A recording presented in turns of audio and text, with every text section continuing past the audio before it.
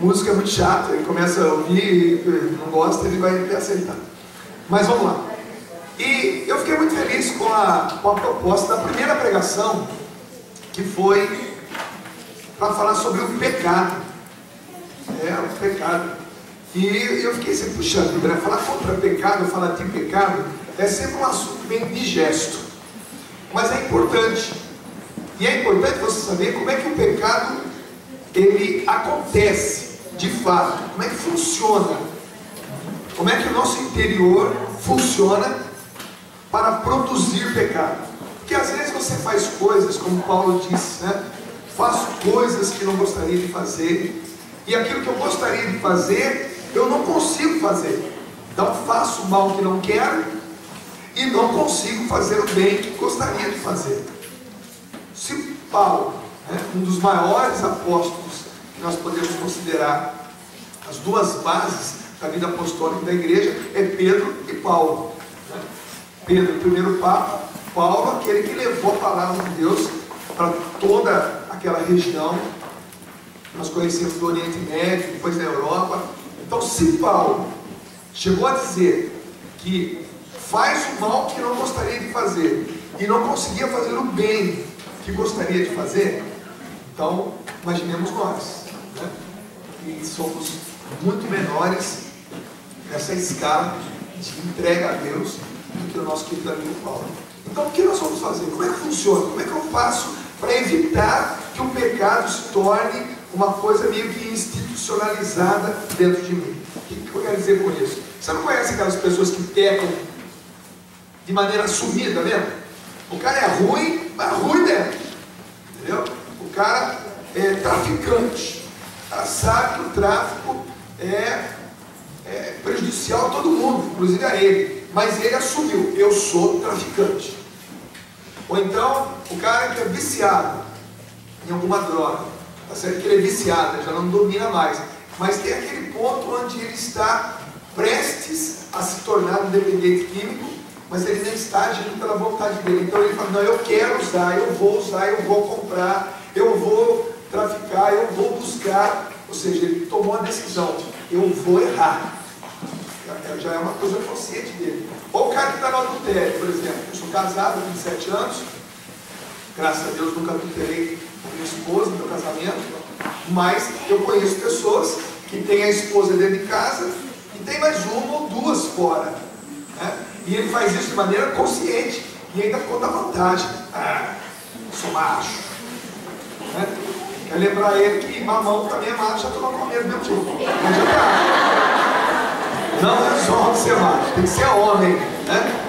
Então, mas o cara está cometendo um adultério e assim ele procura, ele combina o pecado, ele combina o horário, ele combina com pessoas. Então veja que o cara está de maneira assumida no pecado. Ou a pessoa está assumida, sei lá, numa vida sexual desregrada. A vida sexual é uma vida maravilhosa. Eu sou casado há 27 anos, tenho uma vida sexual ativa com a minha esposa. Quando eu fico uma semana fora, dá uma saudade. Dá uma saudade. Mas é uma vida sexual ativa, equilibrada. Mas tem pessoas que têm uma vida sexual desequilibrada. Seja a vida do sexo que a gente considera normal entre homem e uma mulher, ou sexo homossexual. Que aí é uma outra conversa. Não estou dizendo que o homossexual ou a homossexual não seja bem-vindo, não seja acolhido. Ao contrário, a igreja fala tem que ser acolhido, tem que ser amado, mas existe a vida sexual homossexual, que nós consideramos um desvio de rota. E essa pessoa precisa se reencontrar. Inclusive, cabe aqui uma afirmação da igreja, numa dos artigos do catecismo da igreja católica, diz assim, que todo homossexual deve ser acolhido com respeito, deve ser oferecida a ele duas coisas. Primeiro, uma amizade desinteressada e a proposta da castidade. E mesmo com todas as tendências homossexuais, se ele viver a castidade, se ela viver a castidade, ele ou ela poderá chegar à perfeição cristã. Olha que coisa linda, palavra bacana, desde que viva o equilíbrio. E qual é o equilíbrio? A castidade, né? Então, nós temos pessoas no nosso meio aqui, nós temos pessoas no meio da minha família, que vivem o pecado de uma maneira institucionalizada, ou seja, se instituiu, tornou uma realidade. E agora, o que fazer para você trazer de novo essa pessoa para dentro de uma realidade bacana, de uma caminhada bacana, honesta, ética, bonita, feliz, mas feliz de verdade? Eu já fui feliz por pouco tempo, né? Feliz quando bebia, feliz quando cheirava, feliz quando fumava, feliz quando ia para a zona de prostituição. Aquela felicidade que durou 5 minutos, 10 minutos, 15 minutos, e depois veio o peso na consciência, veio o drama, veio o medo, veio o remorso das consequências daquilo que você acabou de fazer. Uma doença, por exemplo, na minha época, quando eu era jovem, não existia AIDS, mas existiam doenças venéreas, graves, que também matavam. Mas então, quando você cometia um pecado, quando você falava uma mentira, quando você ofendia alguém, a princípio até te causava um prazer, uma alegria. Mas logo em seguida, aquele momento de alegria, aquele momento de prazer, ele se transformava em drama. Medo, remorso, receio da quem descobrisse a mentira. E aí você passava a viver um drama, sabe? Você ficava parado, você ficava pensando, puxa, e agora como você pensa? Ninguém merece viver assim. Me dá um papelzinho para cobrar isso. E o primeiro tema da minha palestra está aqui: jovens e o pecado. Então não fui eu que escolhi essa pregação, mas gostei muito de quem escolheu. Quem escolheu? Para vocês? É? Então, ou vocês estão precisando ouvir sobre isso, tô brincando. Ou realmente o Espírito Santo inspirou mesmo, porque isso é um fato, gente. Eu não posso começar um encontro com vocês dizendo, não, aqui ninguém peca. Então, todo bandadinho, agora todo mundo abram as asas e vamos fazer mentir. Não, nós somos pessoas, somos seres humanos que são passíveis ao erro, limites. Nós não temos defeitos, nós temos limites. E a minha pergunta para você, e a pergunta que você está fazendo para mim é, Dunga, como é que funciona isso? Para eu entender, para eu não cair nessa. Então agora eu vou explicar. Não sou eu, a palavra de Deus explica isso para você. Depois eu dou a citação, se você quiser anotar depois, tá bom? Mas diz a palavra de Deus assim, prestem bem atenção. Ninguém, ao ser tentado, deve dizer, é Deus que me tenta. Não, Deus não pode tentar ninguém. Isso não é papel de Deus. Mas a tentação existe. E é essa que vai levar a gente a pecar. Então repito. Ninguém, ao ser tentado, deve dizer, é Deus que me tenta. Pois Deus não pode ser tentado pelo mal. E tampouco tenta alguém. Ou seja, Deus é inacessível ao mal. O mal não consegue chegar em Deus. Deus está livre disso. Deus está fora dessa situação. E Ele também, por sua vez, não tenta ninguém. Não exerce na vida de ninguém uma força dessa. Não leva ninguém para o pecado. Então, repito, ninguém ao ser tentado deve dizer, é Deus que me tenta. Pois Deus não pode ser tentado pelo mal. Tampouco tenta alguém. Antes, agora ele vai explicar.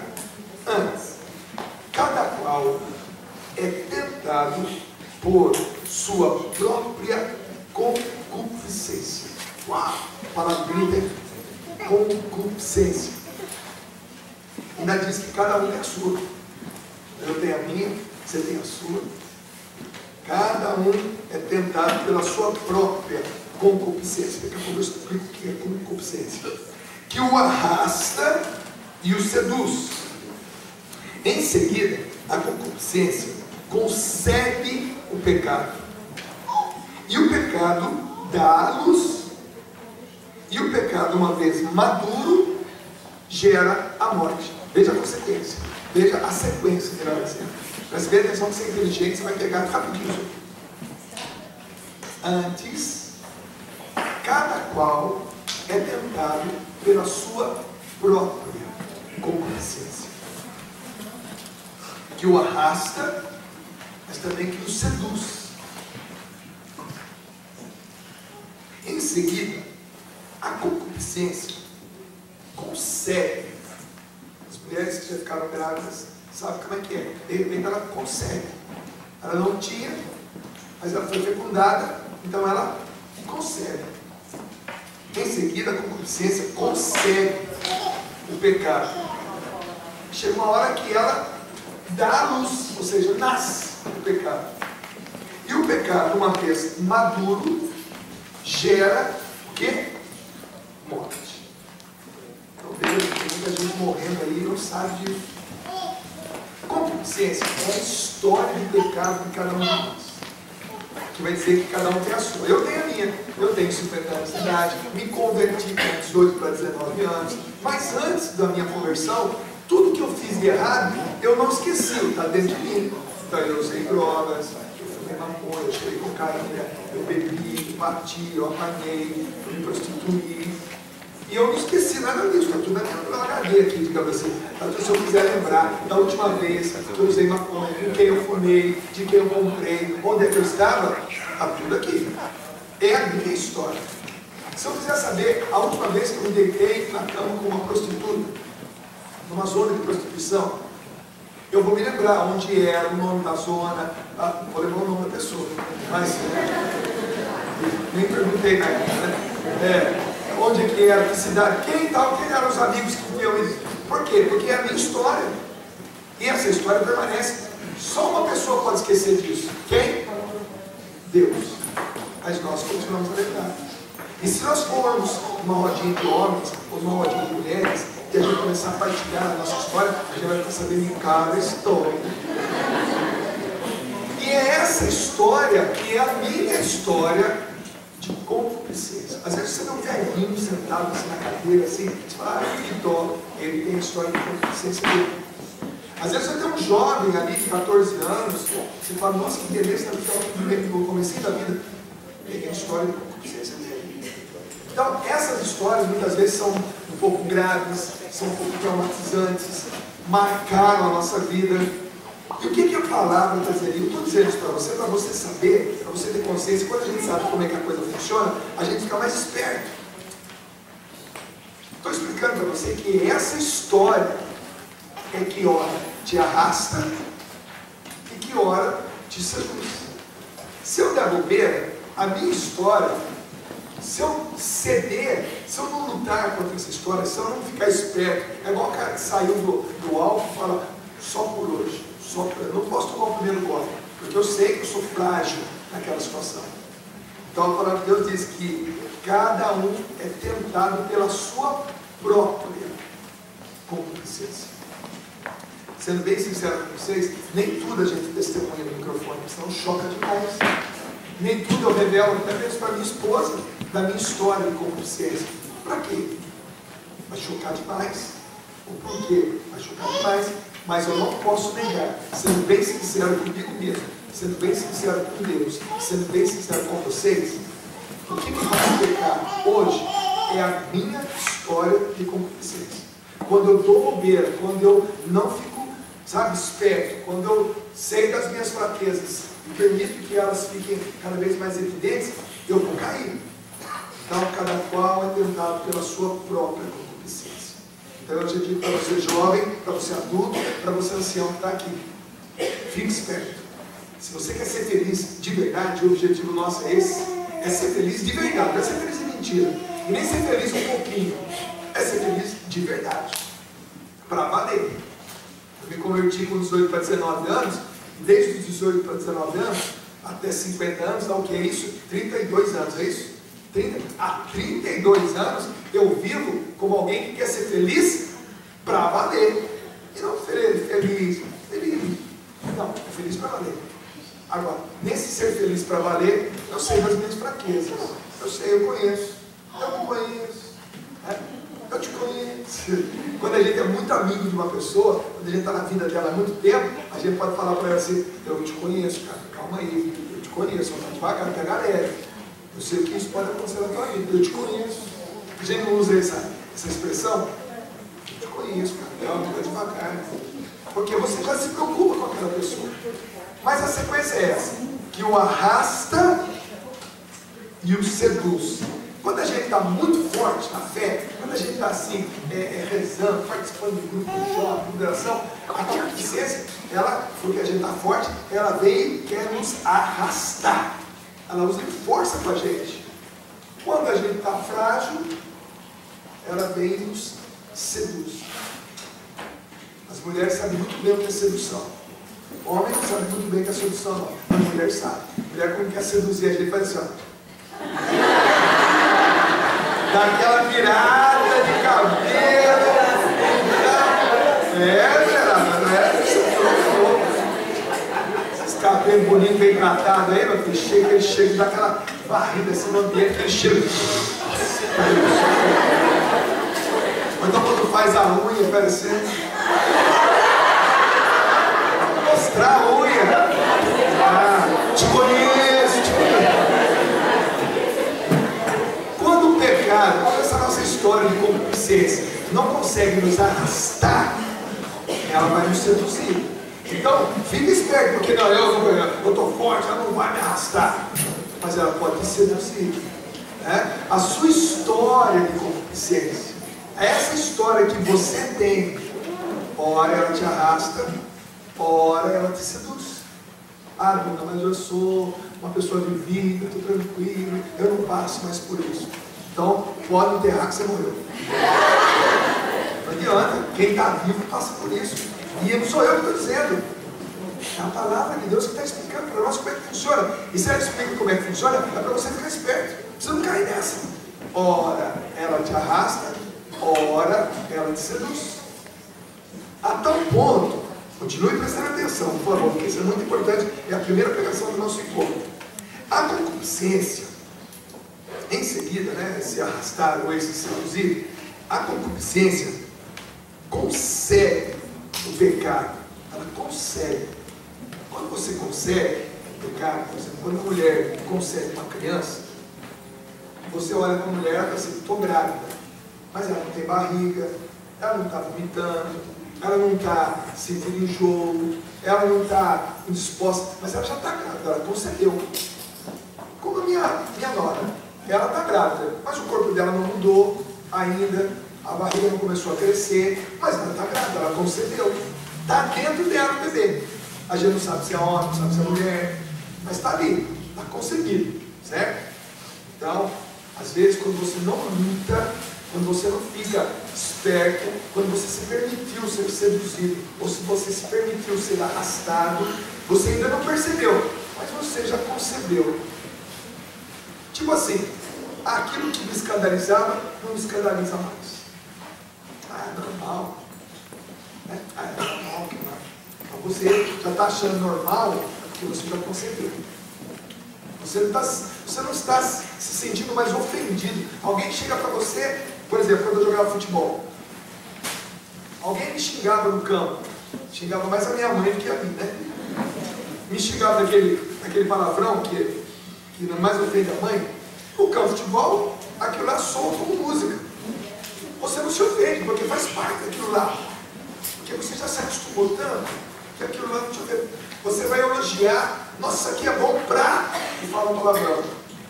Ou seja, você está usando até mesmo palavrão, tanto para falar quanto para ouvir, e você não se escandaliza mais. Por quê? Você concebeu aquilo lá. Faz parte do seu dia a dia, da sua cultura. Então você não se espanta mais com aquela realidade. Isso se chama conceber. Só que chega uma hora que os sinais da concepção começam a aparecer. Não é? A barriga começa a crescer, você começa, o cheiro aqui está te enjoando, ou seja, você começa a gerar o pecado. O pecado está começando a crescer dentro de você. Você concebeu, não percebeu, você permitiu, ele te arrastou, ele te seduziu, e de repente você concebeu. Está dentro de você, está na tua cabeça. Você vê aquela cena de cinema, aquela cena de novela, escuta aquela música, ouve aquela piada, e para você está indo. demais. Não te escandaliza mais, né? A pessoa está morrendo, você olha para ela assim, coitado, sabe? você não ajuda, você não estende a mão, você vê uma cena de filme, você vê vampiro, vê isso, vê aquilo, normal, tranquilo. Chegou no Brasil, e veio infelizmente aqui, uma droga que é o vampirismo. Ou seja, a pessoa, ao ingerir aquela droga, ela fica com gosto, sabor de sangue humano. Ela gosta. É o canibalismo. E é um princípio ativo que desperta nas glândulas salivares da pessoa o gosto por carne humana. Isso é droga, está rodando, gente. Está rodando. E talvez você não tenha visto. Mas está aí. Está aí a droga. Aí você começa a ver filme de vampiro. Olha que bacana. Os heróis são vampiros. Os heróis são vampiros. Minha filha, eu estava conversando com ela, disse, olha, vamos fazer o seguinte. Vamos assistir junto um filme, vai. Vamos assistir junto um filme. Os heróis se mordem. Os heróis não se beijam. Os heróis se mordem. Eu falei para ela, você sabia que já existe uma droga onde as pessoas, quando a usam, querem experimentar o gosto do sangue humano? Não, pai. Na internet, o princípio ativo é esse. Uma vez que a pessoa usa, as glândulas salivares da pessoa começam a desenvolver um gosto por uma coisa que até então ela nunca comeu. A gente já comeu sangue de galinha, galinha molho pardo. A gente já desenvolveu um gosto pelo sangue do porco, que é o sarapatel, o chouriço em alguns lugares.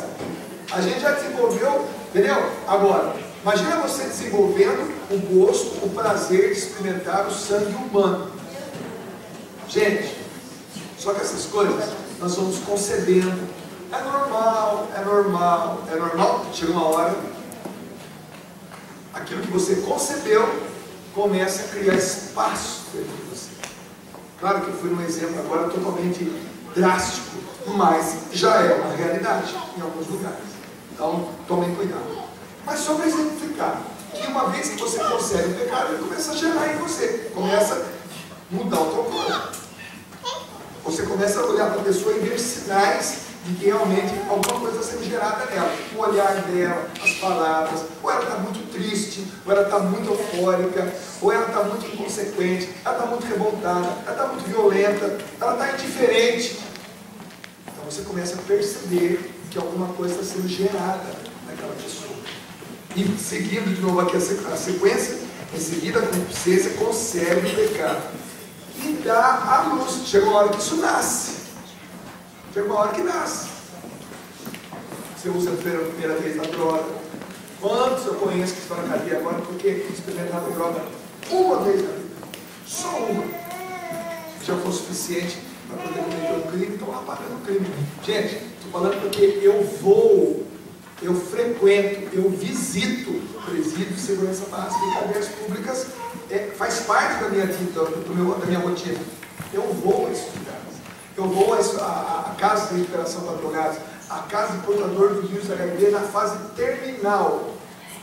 Quando o hospital não quer mais, a casa não aceita mais, a pessoa é obrigada a ir para uma casa de recuperação, ou seja, uma casa de apoio ao portador do vírus HIV em fase terminal. Eu frequento esses lugares. Eu não ouço falar desses lugares. Eu vou, faz parte do meu ministério, faz parte da minha pastoral. Eu estou nos presídios, eu estou nas cadeias, eu estou nas casas de recuperação, eu estou nas casas de apoio ao soro positivo em fase terminal. E agora que eu escuto as histórias de jovens de 18 anos, puxa vida, eu saí, acabei bebendo, sem droga injetada pela primeira vez que contraí a AIDS. Está lá, pagando o preço que Jesus já pagou na cruz, mas ele está pagando de novo. Por quê? Porque o pecado, uma vez que ele consegue, ele chega uma hora que ele dá a luz. E como diz aqui, né? E o pecado, uma vez maduro, gera morte. Para a gente não chegar nesse finalzinho que é morte, morte de quê? Morte dos relacionamentos. Morte do seu relacionamento com o teu pai, com a tua mãe. Morte do relacionamento com você e Deus. Morte dos sonhos. Sim, tanta gente tem sonhos, né? Ainda tem o sonho de fazer isso, tem esse plano, tem esse projeto. Morte dos projetos, morte dos planos, morte das amizades sinceras. Como é bom você ter uma amizade boa, como é bom você ter uma amizade legal, bacana, como é bom você ter uma pessoa que convive com você, te fala a verdade, mas o pecado gera a morte desse tipo de amizade. E você vai ficando com sub-amizades. Amizades compromissadas, deixa que se exploda, deixa que se vira. Enquanto tá bom para nós dois, tá bom para nós dois. Quando tá bom para ele, ruim para mim, tchau. Ou quando tá bom para mim, ruim para ele, tchau. Então, amizades descompromissadas. Amizade só gera a morte. E gera a morte principalmente de uma coisa muito linda, que é você. Você não pode morrer, andar. É a hora de morrer. É a hora certa de morrer. Depois a gente viveu, o tempo a gente tem que viver. Mas imagina a pessoa vivendo, experimentando morte. Ela olha no espelho todo dia. Entendeu? Ela não se olha mais. Eu, todo dia que eu me olho no espelho de manhã, hoje eu fiz isso. Levantei, tomei um bom banho, fiz a barba, olhei no espelho e assim, uau! Cara, todo dia eu me espanto com a minha beleza.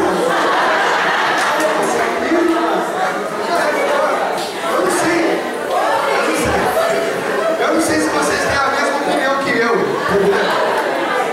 Mas eu me acho um cara gato, lindo.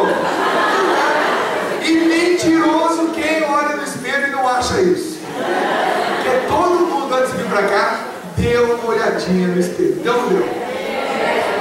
E depois que saiu, ainda voltou assim.